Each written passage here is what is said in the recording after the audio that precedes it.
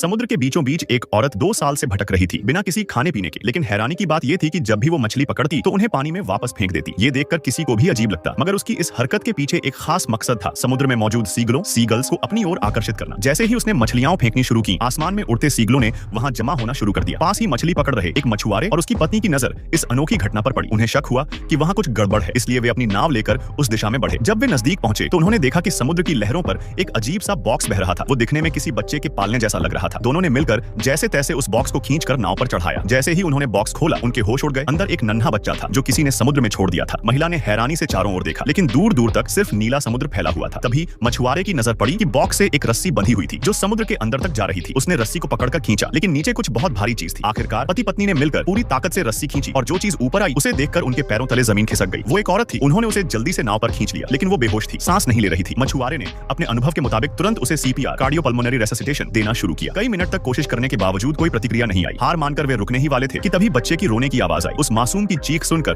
पति पत्नी का दिल पसीज गया। उन्हें अपना बच्चा याद आ गया और उन्होंने औरत को बचाने की ठान ली। वे बारी बारी से सीपीआर देने लगे और आखिरकार उनकी मेहनत रंग लाई। औरत की आंखें खुल गई। उसने जोर से खांसते हुए पानी उगल दिया। मछुआरे ने तुरंत बच्चे को उसकी मां की गोद में रखा। बच्चा अपनी मां को देखकर चुप हो गया और औरत की आंखों से आंसू बह निकले। वो अब भी सदमे में थी, लेकिन उसके चेहरे पर एक नई उम्मीद की चमक थी। कोई नहीं जानता कि इन माँ बेटे ने समुद्र में कितनी मुश्किलें झेली थी, लेकिन एक बात साफ थी, जब एक माँ के सामने उसका बच्चा हो तो वो हर मुसीबत से लड़ने को तैयार हो।